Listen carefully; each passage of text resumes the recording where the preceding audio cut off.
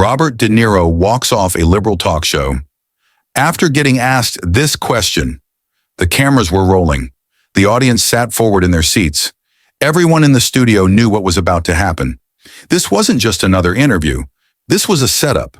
Across from Robert De Niro sat James Whitman, a talk show host known for pushing celebrities into corners, forcing viral moments at their expense. He had done it before. He was about to try again. He leaned forward, smiling that calculated, smug smile. "Mr. De Niro," he started, voice smooth as silk, "you've been very vocal about politics, but some people argue that actors should just, well, stick to acting." A few members of the audience chuckled. Others smirked, waiting for De Niro's response. But De Niro, he just stared. For a moment, he said nothing. Then slowly he leaned in, his voice low and deliberate. "You trying to tell me to shut up?" Whitman forced a nervous chuckle. No, of course not. I just think some people believe actors..." But De Niro cut him off, tapping his fingers on the table. "You mean the same people who spend their lives listening to actors in movies?" The audience shifted. The host hesitated, but before he could recover, De Niro leaned back in his chair and dropped a line that made the entire room go silent. "You ever notice the only time they tell us to shut up is when they don't like what we're saying?" The interviewer blinked, clearly not expecting De Niro to come back that fast. He straightened his tie, forcing a laugh, trying to keep the audience on his side. But the energy in the room had shifted.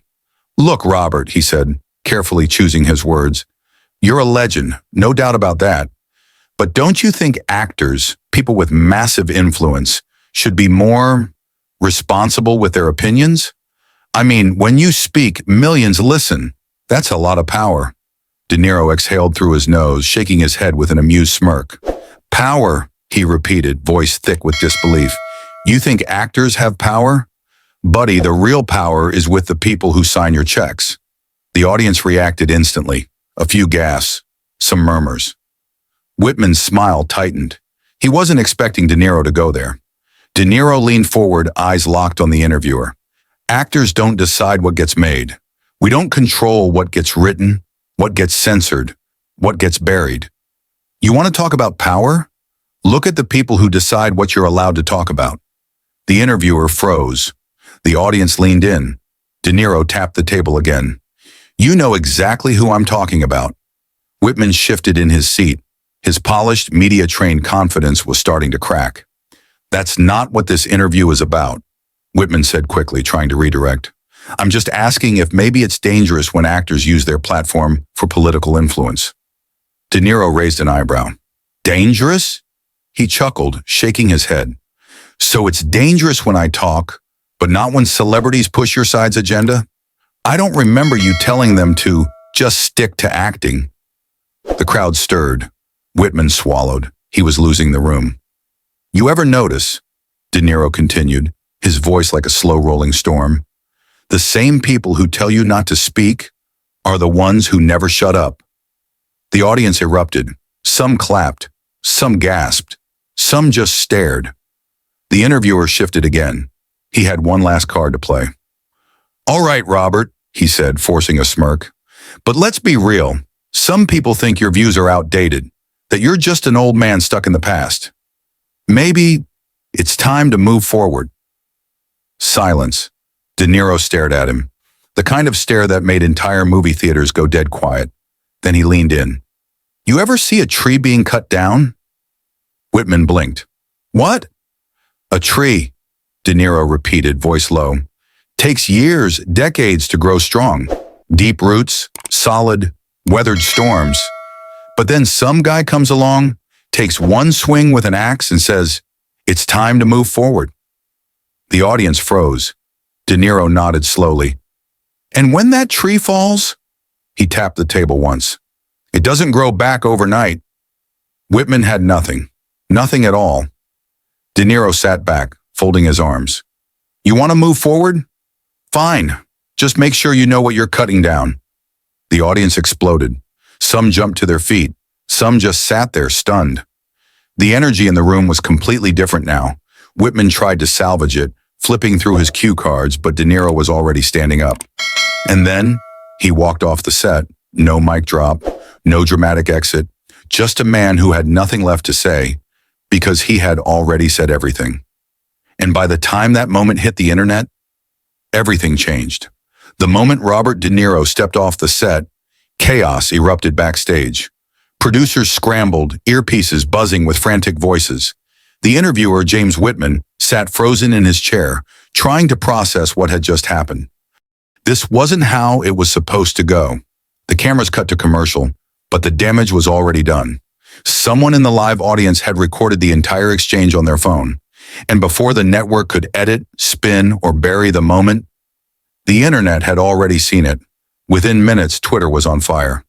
De Niro just obliterated this guy and walked off like a boss. That tree line? Legendary. He exposed the entire media machine in one interview.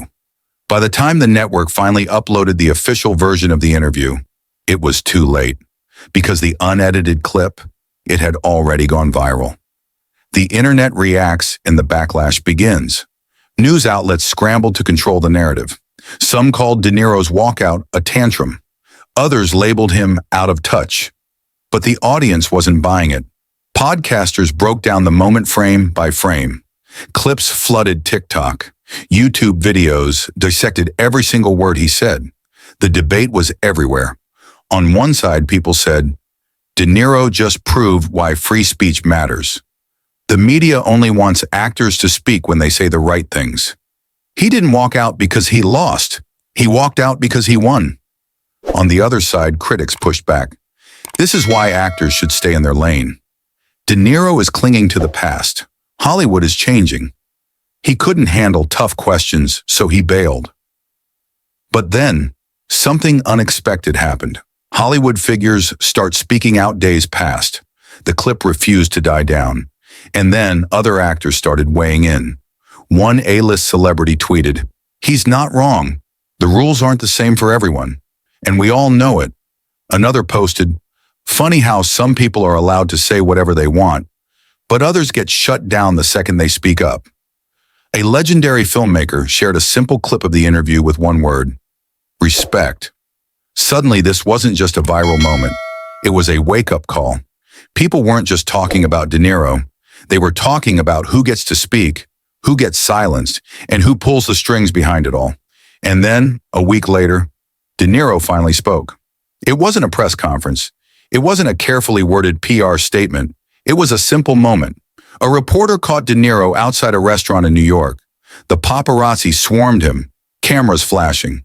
"Robert, do you regret walking off that talk show?" one shouted. De Niro stopped, smirked, and then he shrugged. "Look, I wasn't going to sit there and pretend like that wasn't a setup. They wanted a moment. I gave them one." The reporters pressed in. "But do you think your views are outdated?" De Niro chuckled. "I think common sense doesn't expire." Then without another word, he climbed into his car, shut the door, and drove off. And just like that, he closed the chapter on his own terms. In a world where narratives are controlled, sometimes the most powerful thing you can do is walk away. Robert De Niro didn't lose the debate. He ended it. And now the real question is, what do you think? Did De Niro expose the hypocrisy of media gatekeeping? Or was he just another actor refusing to be challenged? Drop your thoughts in the comments below. And if you believe in standing your ground, hit like and subscribe. Because in a world full of noise, we bring you stories that actually matter. What's your take? Let us know below.